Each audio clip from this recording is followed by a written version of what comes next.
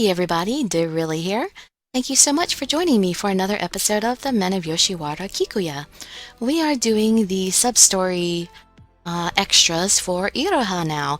We have already done Takeo and Kagura if you would like to look at the playlist and go back and listen to those. But now we are starting with Iroha. He has four scenarios, so we will read 2 in each video. So for our first one, let's see, a white azalea that wants to be tamed, I guess? Iroha says you're like an azalea, something pure I want to sully. A white azalea that wants to be tainted. It was dusk. The sky dyed a light red. My mother had asked me to bring something to Kikuya. Well, what do we have here?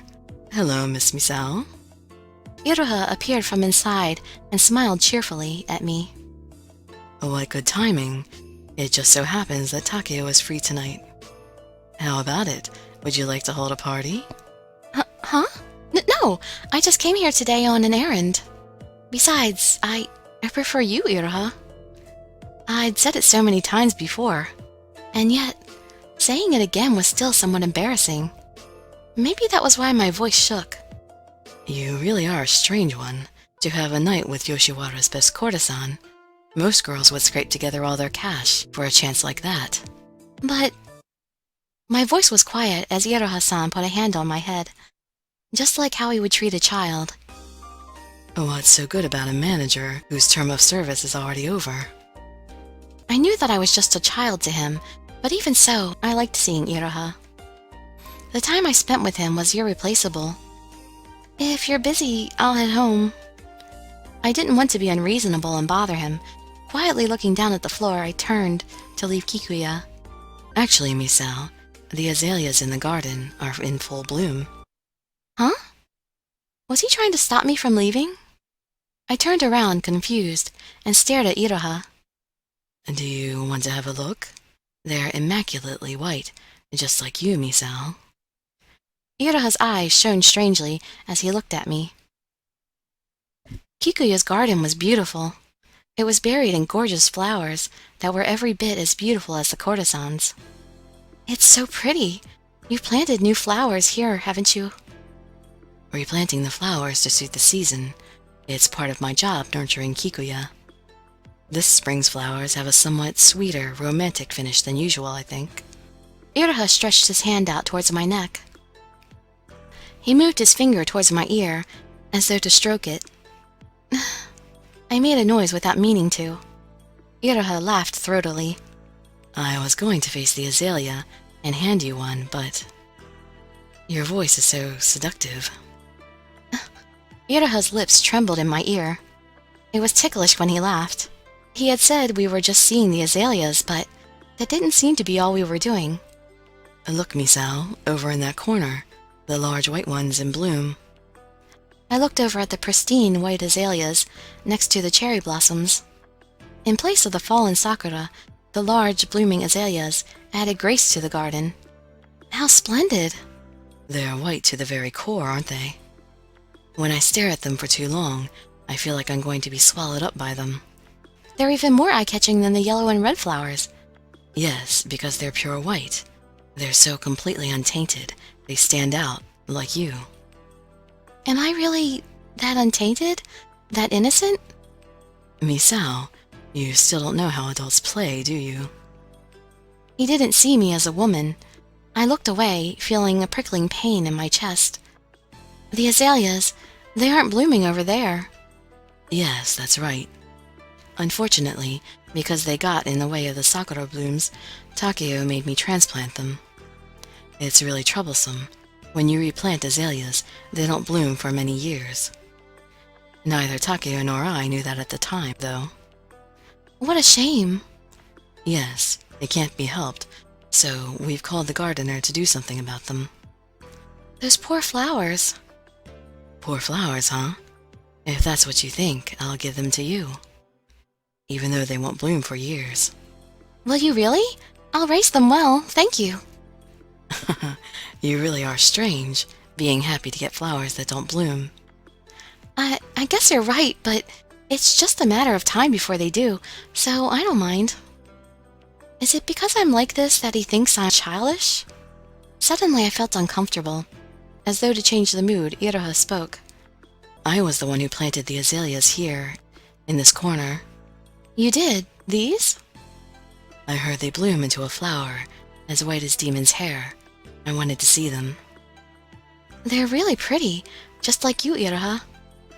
Iroha sometimes appeared as a red-eyed, white-haired demon. Those beautiful azaleas looked just like Iroha when he was a demon. You're probably about the only one who'd compare someone like me to these azalea. Is that strange of me? Yes, I looked at these azalea and thought of you. Me? The florist said they were bewitching, seductive flowers. But to me, I can only see them as being just like you, pure and innocent. But I'm not that pretty. You dear girl. Iroha sighed and hugged me from behind. Really, how innocent can you be? He spoke into my ear as he sighed. Iroha. Iroha's trimmed fingertips started feeling for my chest above my clothes. People can see us here. My head was exploding with thoughts about being seen by someone. No one's going to come. The courtesans are busy getting ready right now. But... From on top my clothes, Iroha brushed lightly against the tips of my breasts. Iroha! Even though you're this innocent, you're really such a bewitching girl. He whispered this in a pained voice, arousing my chest softly. My body grew hot in a flash. You'll get addicted to the pleasure soon enough, don't you think? I want to taint you until you're as far gone as I am. Stop! Yes, I have so much fun when I'm with you. It's not at all like playing around in the quarters. Iroha's hand slipped under my clothes. I shut my eyes tight. I only brushed against them lightly, but look. The tip of your breasts, they're pointy. Please don't pull them. No, you don't mean that. Really, you want me to pull them and play with them. I know you do. I knew that Yoshiwara was that sort of place, but though I was embarrassed, I wanted to give up my body to Iroha. I felt myself starting to go mad. Shall I push you over right now and suck your untainted body all over? Iroha! The purer something is, the more I want to have it, even if it means I sully it. I want it so badly. I want to crush it. Do you know what that feels like? I didn't. Did Iroha have something he wanted so bad he'd do something like crush it? While I was caught up in my thoughts, Iroha had slipped his hand under my skirt. His 5 fingers danced over my thighs, fondling them. I felt a shiver go up my spine. My knees buckled and I fell to the floor. Oh dear, are you all right? At this rate, I'm going to mess up innocent little you in this garden right here. He took me by the shoulders and flipped me over. There in front of me was Iroha, the demon. Right then he wanted me. If something were to happen here in the quarters, no one would think anything of it. It sounded like he was testing me. The spring breeze blew over Iroha and I. Iroha's pure white hair fell sleekly onto my neck and over my cheek. I even loved Iroha as a demon. Letting the strength go from my body, I gave my body over to him. If you want to crush me, if you want to sully me, I spoke, shaking, my face bright red. Please, do as you wish with me. Misao. I heard Iroha's breath catch. Only the sound of the breeze against the leaves could be heard in Kikuya's garden. When something's too pure, it's frightening to think of tainting it. Iroha wrapped both his arms around me and hugged me tight. Misao. Iroha whispered, then kissed me. I felt giddier than if I'd been drinking. I'll make that unblooming azalea bloom. I know you will. Ah, I really want to taint you. Iroha kissed me on the lips once more. His tongue was rougher than usual, feeling around inside of me. I felt faint at the intensity of his kiss. I put my hand around Iroha's back and sunk my nails into it. When our lips parted, Iroha started licking my ear, as though reluctant to part. I feel drunk on your innocence, like I'm gonna go mad. Then Iroha kissed me forcefully again. This time I could barely breathe. It was a kiss that did drive you crazy. In the arms of the demon I loved, I found myself crumbling in a garden full of flowers. A white azalea that wants to be tainted. And now we shall do his Valentine's Day scenario.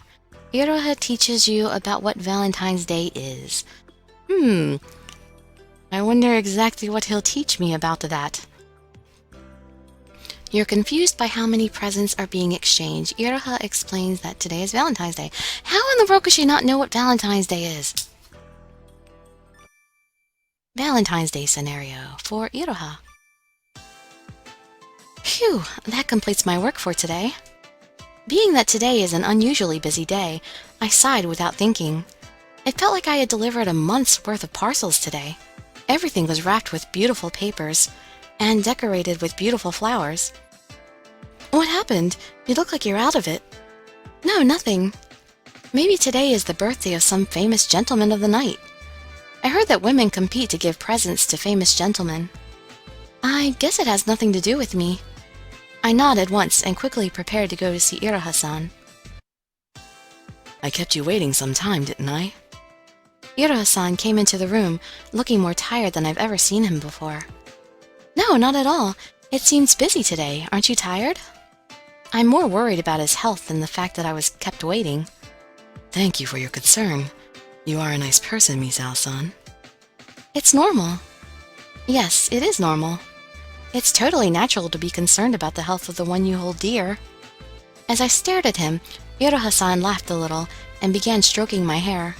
Clients have been coming here only to give presents today, so it's been hectic. Besides that, the gentlemen compete who gets the most presents, so that made me a little tired. But you came to visit me like this, Misao-san, so I don't have time to feel tired. Iroha-san's fingers began stroking my hair and touching my cheek. When he touched me, I felt embarrassed, and my heart beat loudly and wildly. And yet, it was curious that I missed him so much when I was away from him. Noticing what was on my mind, Iroha-san laughed at me a little. Why are there a lot of presents today? Did I just ask him something strange? I know that you are very inexperienced, but how is it possible that you don't know about Valentine's Day? That's what I said.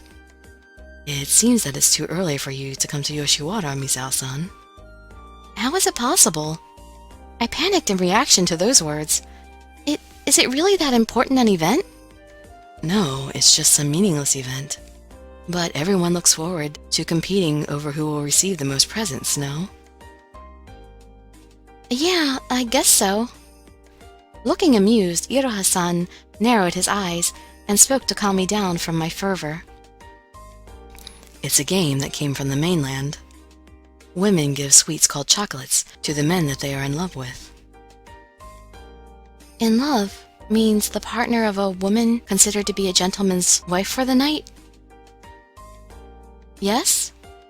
Misao-san? Even if I didn't know about it, I feel bad that I couldn't give Iroha-san anything. These things that other women go crazy over, perhaps I should pay more attention to them. I'm sorry. There's no need to apologize, and you don't need to be so disappointed. But I also wanted to give you a present. Those words that I tried to finish got stuck in my throat. I rather expected that you wouldn't know about it, so please don't worry about it. But Iroha-san cut me off. You are an innocent girl, Misao-san. If you had known about it, you would be restless for days. I can't deny that. If I knew you'd prepared for it, I would have had to tell you things, making you disappointed. So it was more convenient for me not to ask if you knew about it or not. But if I knew that you would be this disappointed, Misao-san, it would have been better for me to tell you ahead of time. What is it? Well, to be honest, I never really liked sweets. What? Are you serious? Yes, So, even if I received chocolates from you, I'm not sure that I would be able to eat them. I see. I guess it worked out well that I didn't know. But the desire to give him something was stuck in my mind. That's why I prepared it myself. Yourself? What do you mean? Iroha-san chuckled and had an unusually mischievous look on his face. I cocked my head to the side and watched what he was doing. He took a small envelope out of his chest pocket and took out a small-sized piece of chocolate. Ah, it's melted just enough. As I was about to ask what it was, he put the chocolate between my lips. Is it okay to eat this chocolate? As I wondered that, Iroha-san got chocolate on his fingers, so he licked it off. As I saw him do this, it made me imagine what would happen after this. Is he going to lick the chocolate between my lips, just like he did to his fingers? It should be too early for you to be in Yoshiwara, but perhaps I've taught you well enough.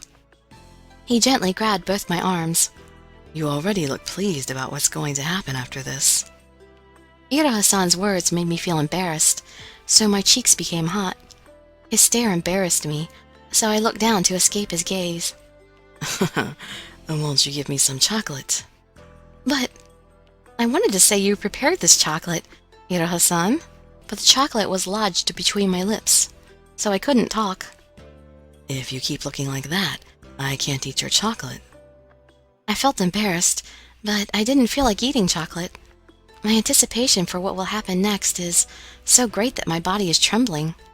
I nervously put my face up and stared at Iroha-san. I don't like sweets so much, but if I can eat from your mouth, it makes it look so appetizing. He's saying that he doesn't like sweets, but how could he be giving such a great smile? This is the only sweet that I can eat. Iroha-san looked down on me, and my heart beat intensely. His tongue lightly touched my lips and stimulated me. I could smell the aroma of chocolate between my lips and Iroha-san's uniquely refreshing fragrance. I couldn't tell which smell was making me intoxicated. Ah, how delicious. Misao-san, your body temperature is starting to melt the chocolate. So, I have to lick your lips in order to taste it. With every beat of my heart, I yearned in anticipation of his lips, more and more. Do you want to taste the chocolate too? If Iroha-san wasn't hugging me, I might jump into his arms myself. But I couldn't do that, so the only thing that I could do was nod obediently to his words. All right, slowly. Iroha-san's lips overlapped mine. We kissed each other lightly over and over again, and licked the chocolate to taste it. Ah, Iroha-san. It's so very, very delicious. It makes me want to peck at it over and over. But unfortunately, there's no more chocolate. I guess I should say thanks for the meal. Oh, no. I'm unsatisfied. Just a peck on the lips? There's no way that would be enough to satisfy me. I think Iroha-san feels the same way. Before I knew it, he turned into an ogre and lifted the corner of his lips into a wicked smile. I'm kidding. After he whispered that, we kissed each other ever so deeply. Oh, somehow that seems really cut off. Oh, that was short, but I don't think we could squeeze another one in. Well, alright, well, this will be a short video, and the next video will be his last two scenarios. So, I hope to see you maybe there or in some other future videos. And I'd be so grateful for any likes, comments, subscriptions, or shares with your friends to show some support. Thank you so much for joining me, and I wish you all health, happiness, and safety. Dirili signing out. Bye-bye, everybody.